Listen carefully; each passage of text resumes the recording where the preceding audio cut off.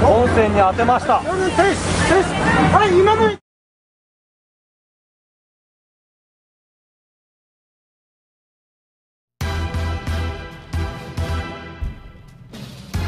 Heto na nga mga kabayan, mga barko ng Japan Coast Guard at ng Chinese Maritime Militia nagkainkwentro na.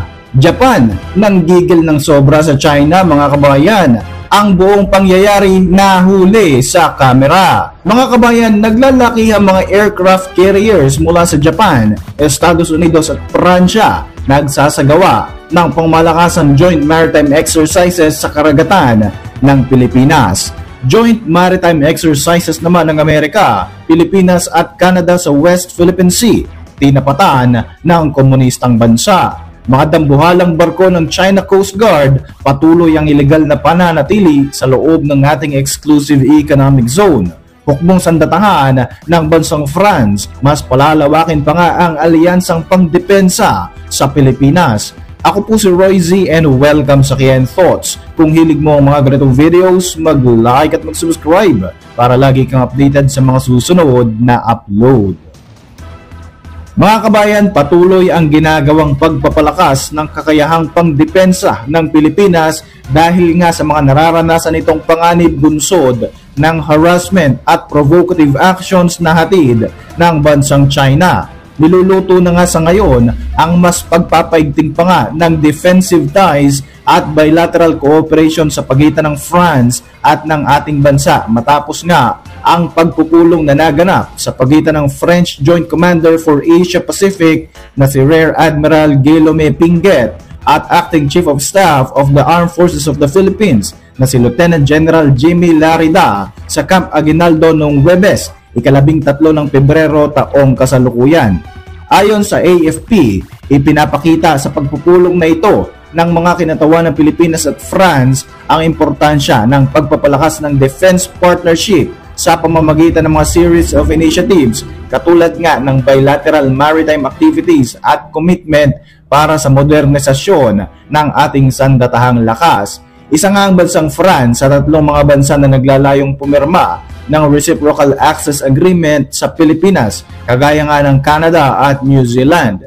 Ang Reciprocal Access Agreement ay isang kasunduan kung saan malayang makakapag-training ang mga military units ng bawat bansa katulad ng Pilipinas sa mga kaalyado nitong bansa at gayon din ang kanilang military units para sumentro sa interoperability ng ating mga puwersa.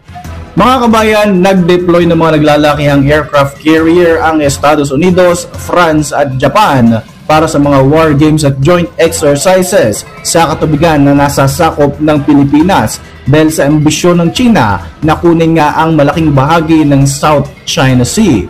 Kabilang narito ang West Philippine Sea na pasok sa 200 nautical miles exclusive economic zone ng ating bansang Pilipinas. Idineploy nga ng US at ng France ang kanilang nuclear-powered aircraft carriers habang ginamit naman ng Japan ang kanilang converted to helicopter carrying destroyers. Ang exercises na ito mga kabayan ay tinawag na Codename Pacific Stellar 2025 kung saan pinamunuan ito ng France at nagsimula nga ito sa Philippine Sea. Kasama sa mga lumahok ang US Navy aircraft carrier na USS Carl Vinson, France Navy carrier na FS Charles de Gaulle at ang JS Kaga mula naman sa Japan. Tinawag ng US Navy na multi-large deck event ang maritime exercises na ito na naglalayon nga na magkaroon ng advanced coordination and cooperation ang tatlong Navy para masuportahan ang regional stability sa Indo-Pacific region. Naganap nga ang naturang tri-carrier drill event matapos ngang i-deploy ng China ang 7 Chinese warship kabilang ng isang armado ng laser weapon sa bahagi ng karagatan ng Pilipinas. Hindi naman lahat ng bansa ay kayang bulihin at apak-apakan ng China. Ito nga ang ipinakita ng Japan nang sinubukang pasukin ng barko ng China ang kanilang teritoryo. Ipinakita ng Japan Coast Guard na pagdating sa usapin sa pagdepensa sa kanilang teritoryo, hindi ito basta-basta papayag na maghari-harian ng ibang mga bansa, partikular na ang China na illegal na manatili sa loob ng kanilang exclusive economic zone. Matapos ngang mamataan ng Japanese Coast Guard ang pagpasok ng Chinese Maritime Militia vessel sa Senkaku Island na isa sa mga disputed territory sa pagitan ng China at ng Japan, agad na hinamon ng JCG ang barko ng China at agad itong ipinagtabuyan. Naglunsad din ng long-range acoustic device ang Japan Coast Guard upang ipatikim sa China ang ginawa nito sa Pilipinas nitong mga nakaraang linggo. Bukod dito, inikutan pa nga ng mga barko ng Japan ang barko ng mga Inchik at sinubukan pang itulak ito palabas nga ng Senkaku Island. At dahil nga sa takot ay bumangga na nga ito sa barko ng Japan Coast Guard. Sinubukan pang umeskapo ng Chinese vessel para hindi nga sila madali, subalit hinabol ito ng dalawa sa mga barko na agresibong miyembro ng Japanese Coast Guard. Matapos nga ito mga kabayan ay hinuli at ikinulong ang mga Chinese crew members na talaga namang ikinagalit ng bansang China.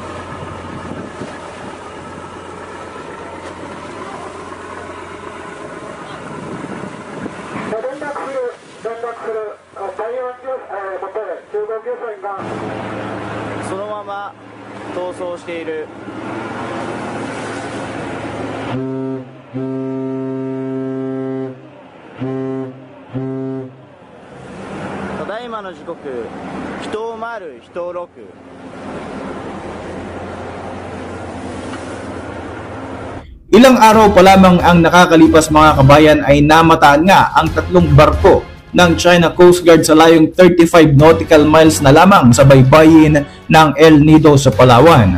Ayon sa US Defense Attaché, nakakabahala na nga ang ganitong mga aksyon ng China na tila ba ipinaghahambog ang kanilang mga puwersa kahit nga illegal ang kanilang pananatili sa loob ng Philippine territory. Ayon kay maritime expert Ray Powell, nagmula sa Scarborough Shoal ang tatlong barko ng CCG at tuloy-tuloy lamang ito sa pagpasok malapit sa El Nido. Ito ay sa border na mismo ng imagination ng China na 9-dash line na ilan ngang taon nang sinabi ng Permanent Court of Arbitration na wala namang legal na basehan. Ang pinakahuling insidenteng ito ay naganap 1 linggo lamang mga kabayan matapos maispatan ang isang Chinese research vessel sa katubigang sakop ng Palawan.